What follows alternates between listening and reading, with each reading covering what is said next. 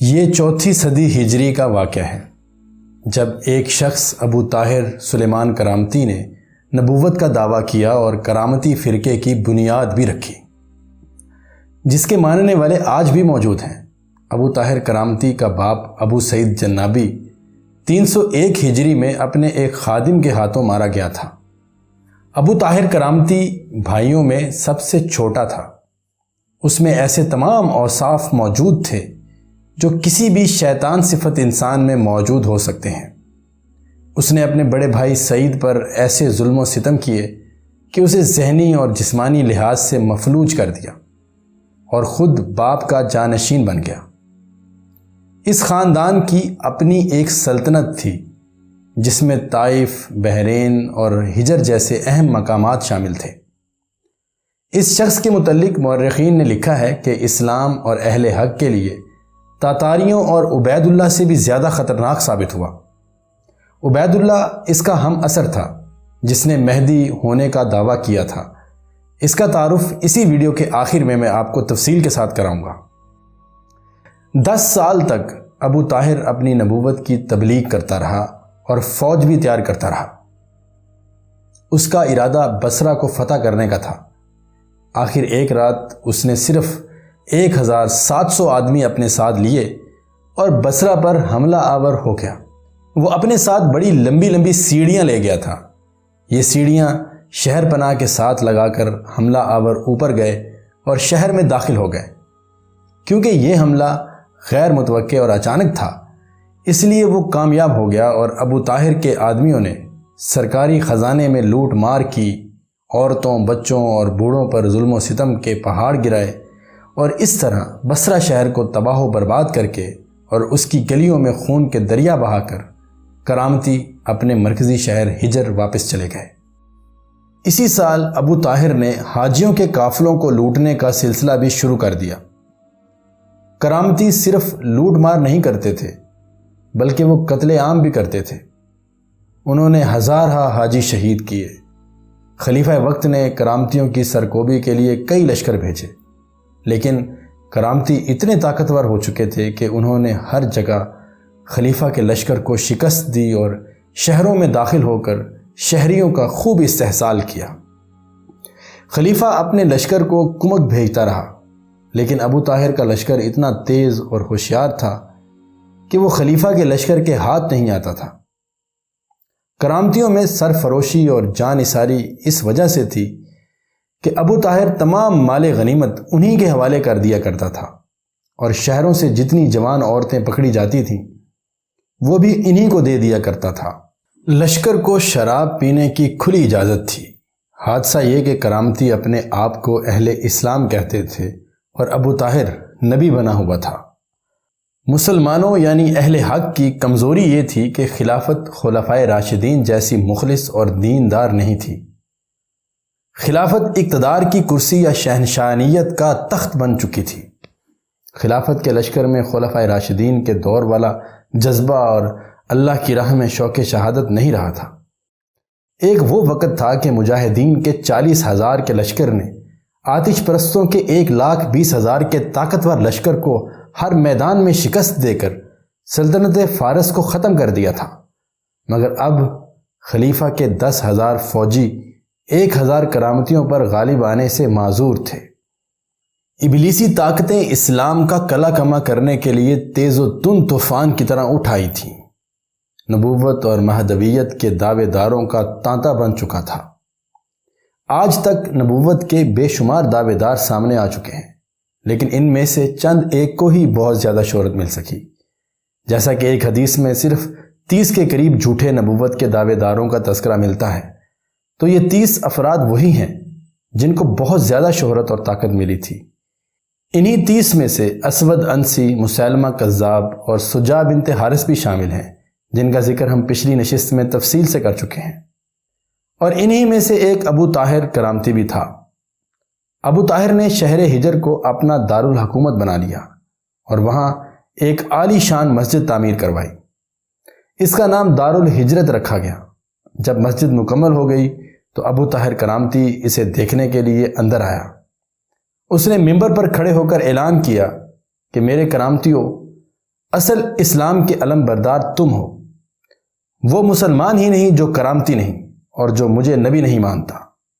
خدا نے مجھے حکم دیا ہے کہ اب حج مکہ میں نہیں یہاں ہجر میں ہوا کرے گا، اس لیے ضروری ہے کہ حجر اسود کو مکہ سے اٹھا کر یہاں اس مسجد میں رکھا جائے۔ یہ بات سن کر ایک آدمی نے اٹھ کر کہا کہ ہم تیرے شہدائی ہیں، ہمیں یہ بتا کہ وہ پتھر جسے ہم حجر اسود کہتے ہیں یہاں کس طرح لایا جائے گا؟ آپ کے منکر ہمیں یہ پتھر اٹھانے کی ہمت نہیں کرنے دیں گے، پھر ہم کیا کریں گے؟ ابو طاہر نے کہا کہ کیا تمہاری تلواریں کند ہو گئی ہیں؟ ہم نے کہاں کہاں ان کا خون نہیں بہایا، کیا تم خانہ کعبہ میں ان منکروں کا خون بہانے سے گریز کرو گے؟ ہم اس سال حج کے موقع پر مکہ جائیں گے اور خانہ کعبہ کی وہ حاجت پوری کر دیں گے کہ مکہ میں حج کرنے والے آئندہ مکہ کی طرف دیکھیں گے بھی نہیں۔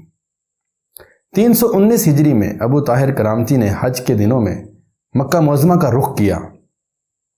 حاجی وہاں پہنچ چکے تھے، بلکہ وہ بیت اللہ کے طواف میں مصروف تھے، بعض نماز پڑھ رہے تھے۔ ابو طاہر سب سے پہلے گھوڑے پر سوار تلوار ہاتھ میں لیے مسجد حرام میں داخل ہوا۔ اس نے شراب منگوائی اور گھوڑے پر بیٹھے بیٹھے شراب پی۔ مورخین لکھتے ہیں کہ جب ابو طاہر گھوڑے پر بیٹھا شراب پی رہا تھا، اس کے گھوڑے نے مسجد میں پیشاب کر دیا۔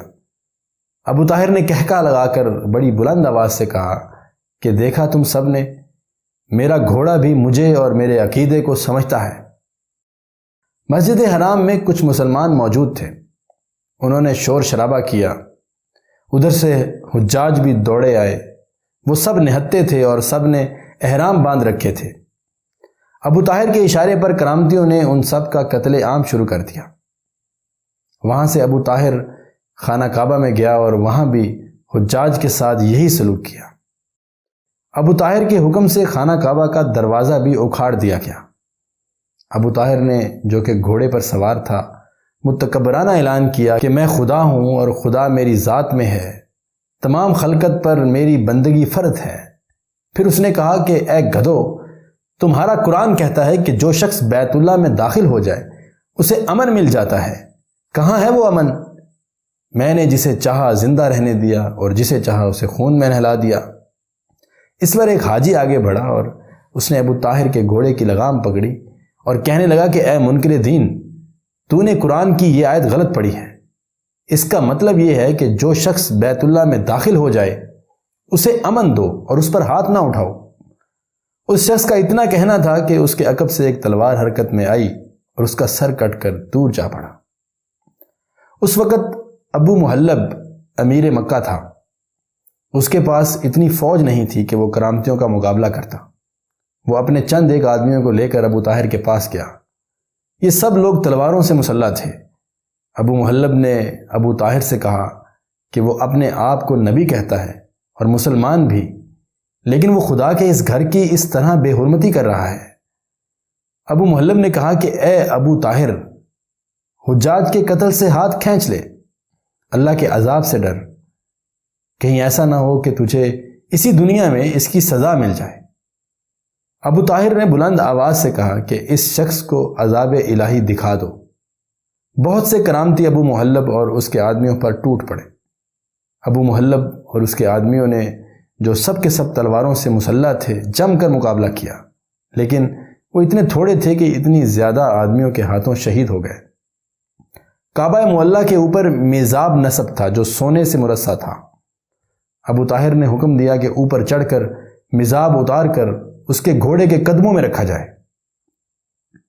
ایک کرامتی کعبۃ اللہ پر چڑھا، لیکن وہ کرامتی جو کعبہ معلیٰ پر چڑھ گیا تھا، نہ جانے کیسے اوپر سے سر کے بل گرا اور گرتے ہی مر گیا۔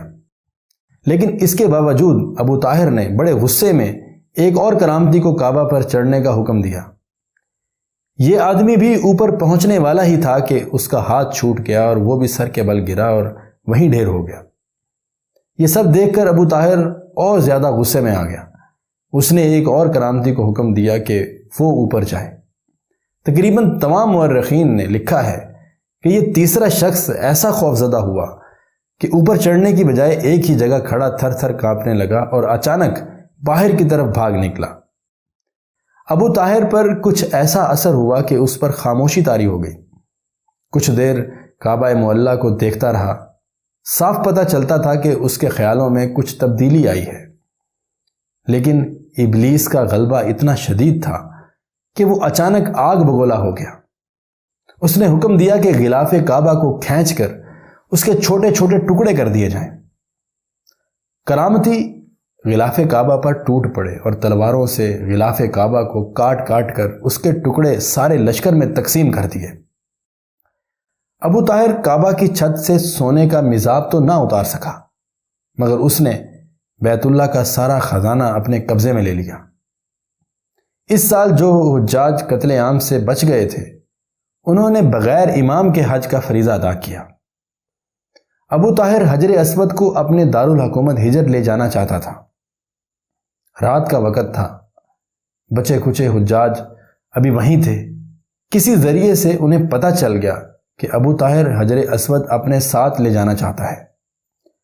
حجاج کے جذبہ کو دیکھیے، انہوں نے رات ہی رات اتنے وزنی پتھر کو وہاں سے اٹھایا اور مکہ کی گھاٹیوں میں لے جا کر چھپا دیا۔ یہ کوئی معمولی کارنامہ نہ تھا۔ ایک تو پتھر بہت وزنی تھا اور دوسرے جان کا خطرہ بھی تھا۔ وہاں ہر طرف کرامتی موجود تھے، وہ دیکھ لیتے تو ان تمام حجاج کے جسموں کے ٹکڑے اڑا دیتے۔ ان کی آنکھوں میں دھول جھونک کر پتھر اٹھا لے جانا اور غائب کر دینا ایک معجزے سے کم نہ تھا۔ صبح طلوع ہوئی تو ابو طاہر پھر خانہ کعبہ میں آن ٹپکا اور حکم دیا کہ حجر اسود اٹھا لو۔ کسی کرامتی نے پتھر کی جگہ خالی دیکھ کر ابو طاہر سے کہا کہ پتھر وہاں نہیں ہے۔ ابو طاہر نے کہا کہ وہ بہت وزنی پتھر تھا، مجھے مت بتاؤ کہ کوئی انسان اسے اٹھا کر لے گیا ہے۔ اس کے کانوں سے پھر یہی آواز ٹکرائی کہ پتھر وہاں نہیں ہے۔ تب اس نے خود جا کر دیکھا اور یہ دیکھ کر حیران رہ گیا کہ پتھر جو کل یہاں موجود تھا وہ آج یہاں نہیں ہے۔ اس نے قہر و غضب سے حکم دیا کہ پتھر کو تلاش کیا جائے۔ حجاج وہاں سے جانے کی تیاریاں کر رہے تھے اور کچھ جا بھی چکے تھے۔ کرامتیوں نے چند ایک حجاج سے پوچھا کہ پتھر کہاں ہے۔ جس کسی نے لا علمی کا اظہار کیا اسے قتل کر دیا گیا۔ تلاش کرتے کرتے پتھر مل گیا۔ ابو طاہر نے اسی وقت پتھر ایک اونٹ پر لدوایا اور ہجر کی طرف روانگی کا حکم دے دیا۔ یہ واقعہ سوموار کے دن کا ذوالحجہ 317 ہجری کا ہے۔ ابو طاہر نے چشمہ زمزم کی جگہ کو بھی مسمار کروا دیا۔ بعض مورخین لکھتے ہیں کہ وہ 6 دن مکہ معظمہ میں رہا اور بعض نے 11 دن لکھے ہیں۔ یہ وہ دور تھا جب مصر میں عبید اللہ کا طوطی بول رہا تھا اور وہ مہدی موعود بنا ہوا تھا اور اس کے عروج کا زمانہ تھا۔ عجیب بات ہے کہ ابو طاہر کرامتی بھی اس کے اس دعوے کو تسلیم کرتا تھا کہ وہ مہدی آخر الزماں ہے۔ ہو سکتا ہے کہ وہ عبید اللہ کی طاقت سے ڈرتا ہو اور اسے خوش رکھنے کا یہی ایک طریقہ ہو سکتا تھا کہ وہ اسے مہدی آخر الزماں مان لے۔ ابو طاہر نے حجر اسود کو مکہ سے لا کر اپنی بنائی ہوئی مسجد دارالحجرہ کے غربی جانب رکھا اور عبید اللہ کے نام ایک پیغام لکھوا کر بھیجا۔ اس میں اس نے عبید اللہ کو لکھوایا کہ میں نے حکم دیا ہے کہ خطبے میں آپ کا نام لیا جائے۔ میں نے اپنی سلطنت میں آپ کے نام کا خطبہ جاری کر دیا ہے۔ اس نے اس پیغام میں عبید اللہ کی عقیدت کا اظہار بڑے جذباتی انداز میں کیا اور پھر لکھا کہ اس نے مکہ میں کس طرح تباہی مچائی ہے اور خانہ کعبہ کے اندر اور مکہ کی گلیوں میں اہل فساد کے خون کی ندیاں بہا دی ہیں۔ اس نے اس پیغام میں اہل سنت کو اہل فساد اور اہل ذلت لکھا ہے۔ اسے توقع تھی کہ عبید اللہ اس کے اس پیغام سے بہت خوش ہوگا، لیکن اس کا قاصد پیغام کا جواب لے کر آیا تو ابو طاہر حیران رہ گیا۔ عبید اللہ نے لکھا کہ تم یہ چاہتے ہو کہ میں تمہاری ان بدعمالیوں پر تمہیں خراج تحسین پیش کروں۔ تم نے خانہ کعبہ کی توہین کی اور اتنی مقدس جگہ میں مسلمانوں کا خون بہایا، نہ جانے کہاں کہاں سے جو حجاج آئے تھے انہیں قتل کیا اور پھر حجر اسود کو اکھاڑ کر لے گیا۔ تو نے یہ بھی نہ سوچا کہ حجر اسود اللہ کی کتنی بڑی امانت ہے جسے ایک جگہ سنبھال کر رکھا گیا تھا۔ جماعت عبیدیہ تجھ پر کفر اور الحاد کا فتویٰ عائد کرتی ہے، ہم تمہیں کوئی انعام نہیں دے سکتے۔ ابو طاہر نے یہ پیغام پڑھا تو آگ بگولا ہو گیا اور اس نے اعلان کر دیا کہ کوئی کرامتی عبید اللہ کو مہدی آخر الزمان نہ مانے۔ محترم ناظرین، پورے 10 سال 317 ہجری سے 327 ہجری تک فریضہ حج ادا نہ کیا جا سکا۔ کوئی بھی حج کعبہ کو نہ گیا۔ اس کی ایک وجہ تو یہ تھی کہ حج کو جانے والے کرامتیوں سے ڈرتے تھے، اور دوسری یہ کہ وہاں اب حجر اسود نہیں تھا۔ ایک شخص ابو علی عمر بن یحییٰ ابو طاہر کا گہرا دوست تھا۔ ایک روز وہ ابو طاہر کے پاس گیا۔ اس نے کہا کہ غور کرو ابو طاہر، 10 سال سے حج بند ہے، اور اس کی وجہ تم خوب جانتے ہو۔ صرف تمہارے ظلم و تشدد کی وجہ سے مسلمان فریضہ حج ادا نہیں کر سکتے۔ اس کے نتیجے میں لوگ تمہاری عقیدت سے منحرف ہوتے چلے جا رہے ہیں۔ میں نے سوچا ہے کہ حج کرنے والوں کو امن کا یقین دلواؤ اور ان پر محصول مقرر کر دو۔ 5 دینار فی اونٹ محصول وصول کرو۔ ابو طاہر کو یہ تجویز اچھی لگی۔ اس سے ایک تو اس کی ساکھ بحال ہوتی تھی، اور دوسرا اسے بے شمار رقم محصول کے ذریعے حاصل ہو رہی تھی۔ اس نے ہر طرف قاصد روانہ کر دیے کہ وہ اعلان کرتے جائیں کہ آئندہ حج پر کوئی مداخلت نہیں ہوگی اور حجاج کو امن کی ضمانت دی جاتی ہے۔ اس نے محصول کا اعلان بھی کروا دیا۔ ابن خلدون نے لکھا ہے کہ خلیفہ کے حاجب محمد بن یعقوب نے بھی ابو طاہر کو لکھا تھا کہ حجاج پر ظلم و تشدد چھوڑ دو اور حجر اسود واپس کر دو۔ اس نے یہ فیصلہ کیا تھا کہ جو علاقہ اس وقت تمہارے قبضے میں ہے وہ تمہارا ہی رہے گا، اور اس سلسلے میں تمہیں خلافت اپنا دشمن نہیں سمجھے گی۔ ابو طاہر نے اس کے جواب میں یہ یقین دہانی کرا دی کہ آئندہ کرامتی فریضہ حج کی ادائیگی میں کسی قسم کی مداخلت نہیں کریں گے، لیکن ابو طاہر نے حجر اسود واپس دینے سے انکار کر دیا۔ ابو طاہر نے جو محصول نافذ کیا تھا یہ دراصل آج کے دور کا جگہ ٹیکس تھا۔ خلافت اتنی کمزور تھی کہ وہ ابو طاہر کا ہاتھ روکنے سے بھی قاصر تھی۔ ابو طاہر کو توقع تھی کہ لوگ حجر اسود کی خاطر ہجر آئیں گے، اور پھر آہستہ آہستہ حج ہجر میں ہی ہوا کرے گا، لیکن کوئی بھی مسلمان ان 10 سالوں میں وہاں نہیں گیا۔ خلیفہ مقتدر باللہ نے ابو طاہر کو 50,000 درہم پیش کیے کہ اس رقم کے عوض حجر اسود واپس کر دے، لیکن ابو طاہر نے صاف انکار کر دیا۔ اس کے بعد خلیفہ متی باللہ کچھ عرصے بعد مسند خلافت پر آیا تو اس نے 30,000 دینار ابو طاہر کو پیش کیے کہ وہ حجر اسود واپس کر دے۔ ابو طاہر نے یہ سودا قبول کر لیا۔ 10 محرم 339 ہجری ابو طاہر کا ایک آدمی جس کا نام شبیر بن حسین کرامتی تھا حجر اسود لے کر مکہ مکرمہ پہنچا۔ دن ہفتے کا تھا۔ اسی روز حجر اسود کو اپنی جگہ پر رکھ دیا گیا جہاں سے اسے اکھاڑا گیا تھا۔ خلیفہ نے اس کے ارد گرد چاندی کا حلقہ چڑھوا دیا۔ اس چاندی کا وزن 14 سیر تھا۔ حجر اسود 4 روز کم 22 سال ابو طاہر کرامتی کے قبضے میں رہا۔ اللہ کی کرامت ملاحظہ فرمائیے کہ جب حجر اسود مکہ سے ہجر لے جایا گیا تھا تو اس کے وزن کے نیچے 40 اونٹ اس سفر کے دوران مر گئے تھے۔ وہ اس طرح کہ پہلے یہ پتھر ایک اونٹ پر لادا گیا، وزن خاصا زیادہ تھا جو کہ اونٹ کچھ فاصلے تک ہی برداشت کر سکا۔ آخر یہ اونٹ بیٹھ گیا اور پھر ایک پہلو پر لیٹ گیا اور مر گیا۔ پھر یہ دوسرے اونٹ پر لادا گیا، یہ اونٹ بھی کچھ فاصلہ طے کر کے گر پڑا۔ اسی طرح 40 اونٹ اس پتھر تلے مرے اور پتھر ہجر تک پہنچا۔ لیکن یہی پتھر جب ہجر سے مکہ کو واپس لایا گیا تو صرف ایک اونٹ وہاں سے مکہ تک لے آیا۔ پتھر کا وزن اتنا ہی تھا اور اسے لانے والا اونٹ کوئی غیر معمولی طور پر طاقتور نہ تھا۔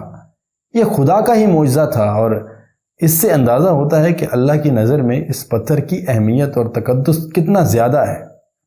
اللہ نے ابو طاہر کو بڑی لمبی چھوٹ دی تھی۔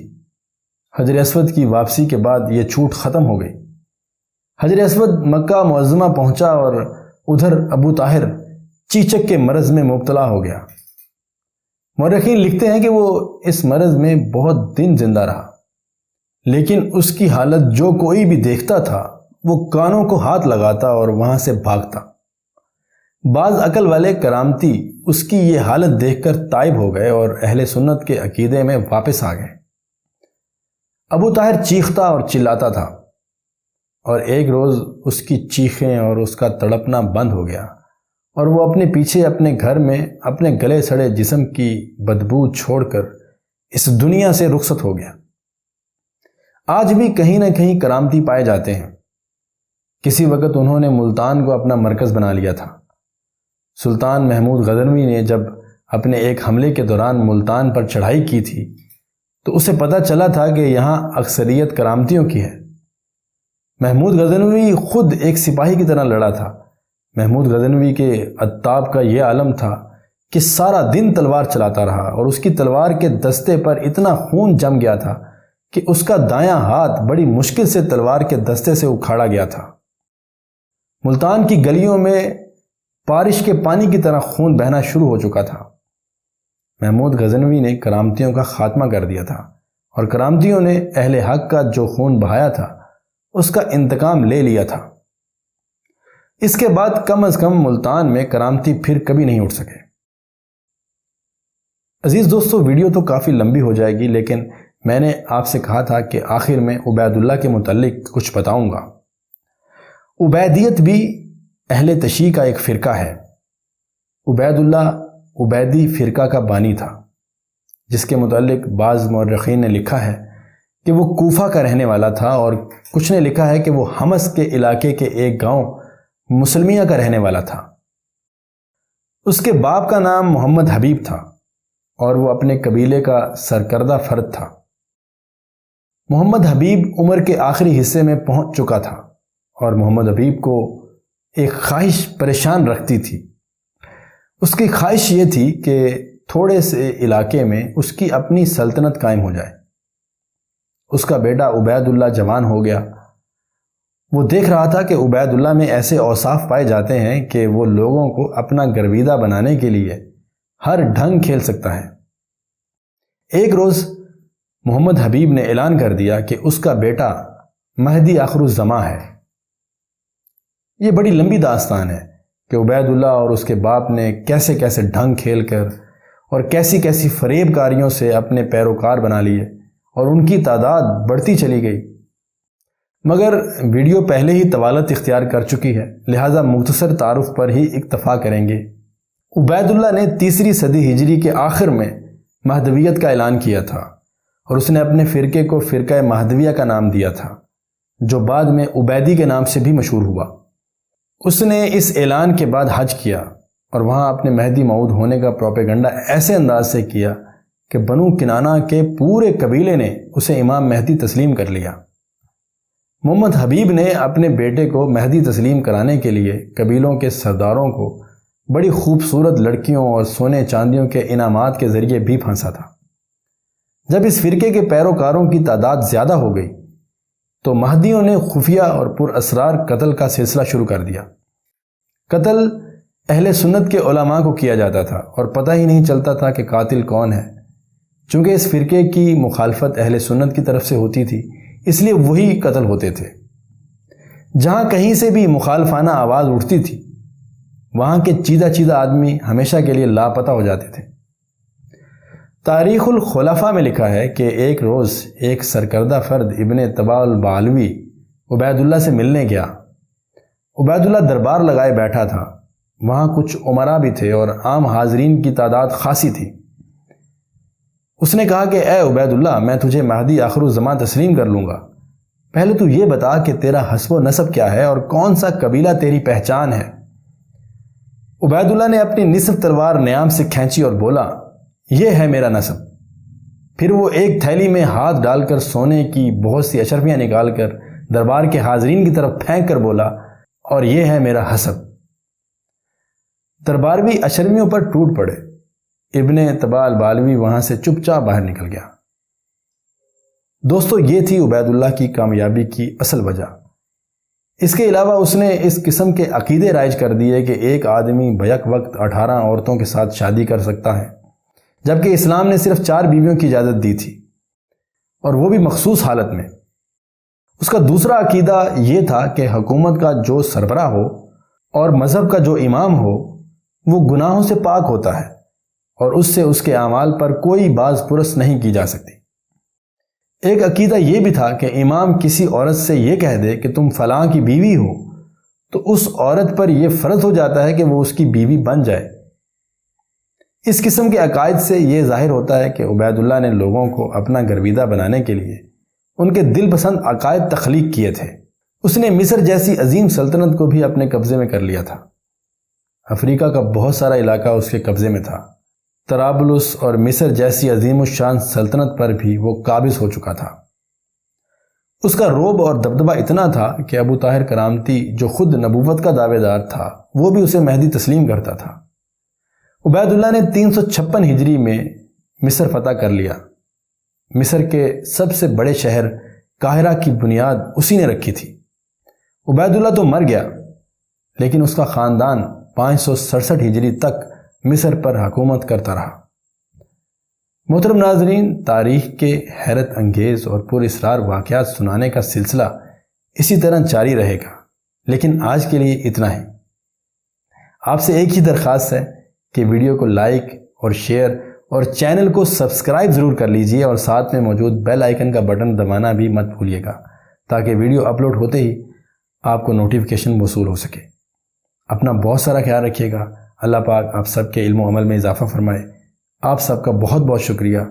اللہ نگہبان۔